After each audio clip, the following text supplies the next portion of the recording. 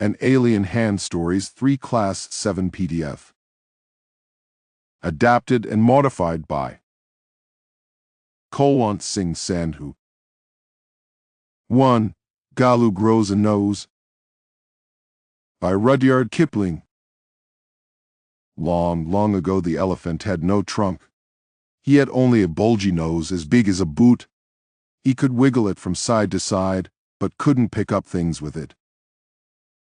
There was a baby elephant called Galu. He, too, had no trunk but only a bulgy nose, as small as a small boot.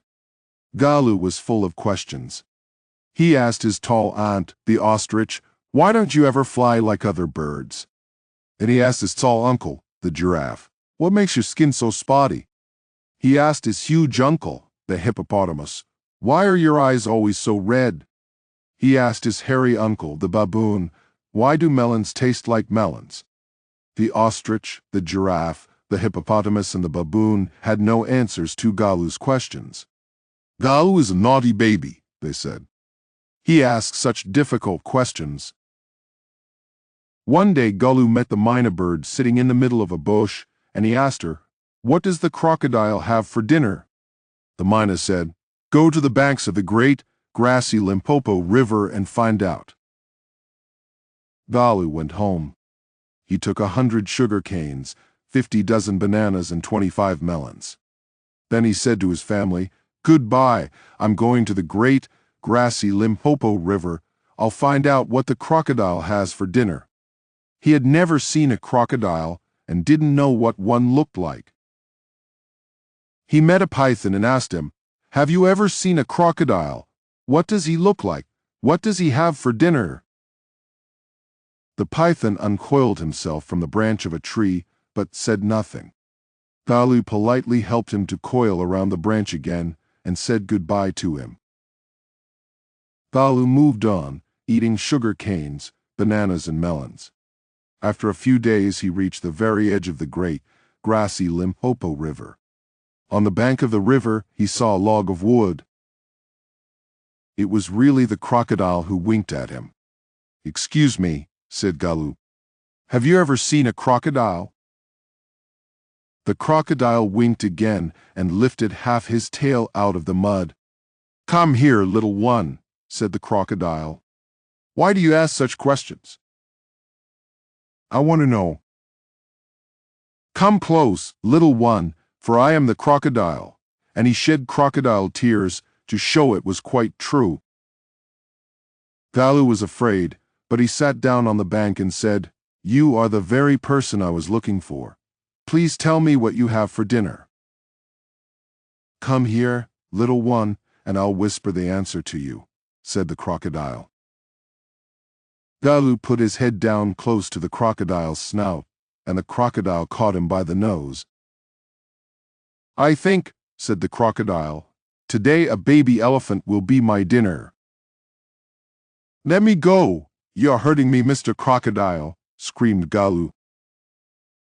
The python, who had been quietly following Galu, came to the bank and said, "If you do not pull as hard as you can, the crocodile will drag you into the stream." Galu sat back on his little haunches and pulled and pulled. The crocodile slipped into the water, making it all creamy with great sweeps of his tail, and he also pulled and pulled. Then the python coiled himself round Galu's stomach and said, "Let's pull harder." Galu dug in all his 4 legs in the mud and pulled. The nose kept on stretching. At each pull, the nose grew longer and longer, and it hurt Galu. The nose was now 5 feet long, but it was free at last. Galu sat down, with his nose wrapped up in a big banana leaf, and hung it in the great, grassy Limpopo River to cool.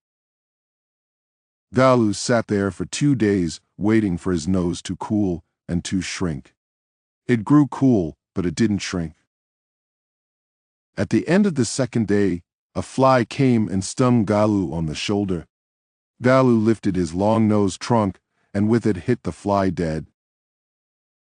"Advantage number 1, hissed the python. "You couldn't have done it with a small nose. Try and eat a little now." Galu put out his trunk and plucked a large bundle of grass. He dusted it against his forelegs and stuffed it into his mouth. "Advantage number 2, hissed the python. "You couldn't have done it with a small nose. Don't you think the sun is too hot now?" Galu scooped up some mud from the bank and slapped it on his head. "Advantage number 3, hissed the python. "You couldn't have done it with a small nose." "Thank you, Mr. Python," said Galu gratefully. "I'll remember all this, and now I'll go back to my family." 2. I Want Something in a Cage, by L. E. Grieve. Mr. Purcell did not believe in ghosts. Nevertheless, the man who bought the 2 doves, and his strange act immediately thereafter, left him with a distinct sense of the uncanny, as though, behind his departed customer, there had lingered the musty smell of an abandoned haunted house. Mr. Purcell was a small, fussy man, red cheeks and a tight melon stomach. Large glasses magnified his eyes so as to give him the appearance of a wise and genial owl. He owned a pet shop. He sold cats and dogs and monkeys. He dealt in fish food and bird seed, prescribed remedies for ailing canaries, and displayed on his shelves long rows of ornate and gilded cages. He considered himself something of a professional man. A constant stir of movement pervaded his shop, whispered twitters, sly rustling, squeals, cheeps, and sudden squeaks. Small feet scampered in frantic circles, frightened, bewildered, blindly seeking. Across the shelves pulsed this endless flicker of life. But the customers who came in said, "Aren't they cute? Look at that little cage, they're sweet." And Mr. Purcell himself would smile and briskly rub his hands and emphatically shake his head. Each morning, when the routine of opening his shop was completed, it was the proprietor's custom to perch on a high stool, behind the counter, unfold his morning paper, and digest the day's news. As he read, he would smirk, frown, reflectively purse his lips, knowingly lift his eyebrows, nod in grave agreement. He read everything, even advice to the lovelorn and the detailed columns of advertisements. It was a rough day. A strong wind blew against the high, plate-glass windows. Smoke filmed the wintry city, and the air was gray with a thick frost. Having completed his usual tasks, Mr. Purcell again mounted the high stool and unfolded his morning paper. He adjusted his glasses and glanced at the day's headlines. Chirping and squeaking and mewing vibrated all around him, yet Mr. Purcell heard it no more than he would have heard the monotonous ticking of a familiar clock. There was a bell over the door that jingled whenever a customer entered. This morning, however, for the first time Mr. Purcell could recall, it failed to ring. Simply, he glanced up, and there was the stranger, standing just inside the door, as if he had materialized out of thin air. The storekeeper slid off his stool. From the first instant he knew instinctively, unreasonably, that the man hated him, but out of habit he rubbed his hands briskly together, smiled, and nodded. "Good morning," he beamed. "What can I do for you?" The man's shiny shoes squeaked forward. His suit was cheap, ill-fitting, but obviously new. He had a shuttling glance and close-cropped hair. Ignoring Purcell for the moment, he rolled his gaze around the shadowy shop. "A nasty morning," volunteered the shopkeeper. He clasped both hands across his melon-like stomach and smiled importantly.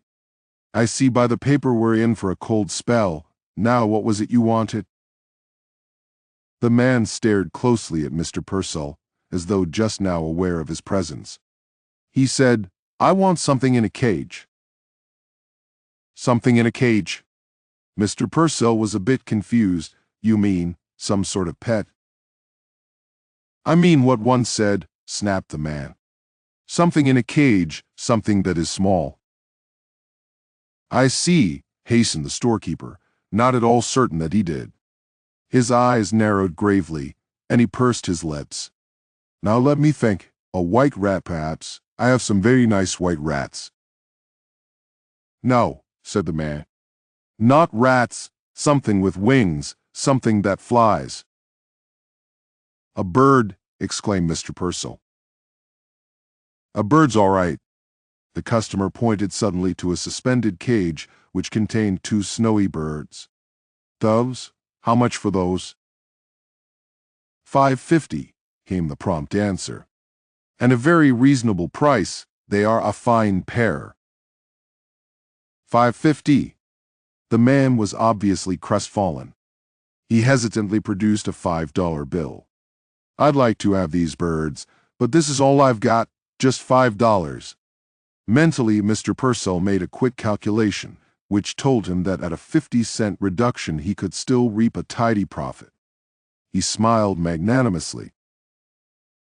My dear man, if you want them that badly, you can certainly have them for $5. I'll take them. He laid his $5 on the counter. Mr. Purcell tottered on tiptoe, unhooked the cage, and handed it to his customer. The man cocked his head to one side, listening to the constant chittering, the rushing scurry of the shop. That noise, he blurted. Doesn't it get you? Noise? What noise? Mr. Purcell looked surprised. He could hear nothing unusual. The customer glared. I mean, all this cage stuff drives you crazy, doesn't it? Mr. Purcell drew back. Either the man was insane or drunk. He said hastily, Yes, certainly, I guess so.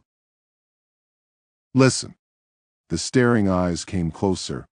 How long do you think it took me to make the $5? The merchant wanted to order him out of the shop, but oddly enough, he couldn't. He heard himself dutifully asking, Why? How long did it take you? The other laughed. 10 years, at hard labor, 10 years to earn $5.50 a year. It was best, Purcell decided, to humor him. My, 10 years, that's certainly a long time now. They give you $5, laughed the man, and a cheap suit, and tell you not to get caught again. Mr. Purcell mopped his sweating brow. Now about the care and feeding of your doves, I would advise. Bah! The man swung around and stalked abruptly from the store. Purcell sighed with sudden relief. He waddled to the window and stared out. Just outside, his peculiar customer had halted. He was holding the cage shoulder high, staring at his purchase. Then, opening the cage, he reached inside and drew out one of the doves. He tossed it into the air. He drew out the second and tossed it after the first. They rose like wind-blown balls of fluff and were lost in the smoky gray of the wintry city. For an instant, the liberator's silent and lifted gaze watched after them. Then he dropped the cage. He shoved both hands deep in his trouser pockets, hunched down his head, and shuffled away. The merchant's brow was puckered with perplexity. So desperately had the man desired the doves that he had let him have them at a reduced price. And immediately he had turned them loose. Now why, Mr. Purcell muttered, did he do that? He felt vaguely insulted.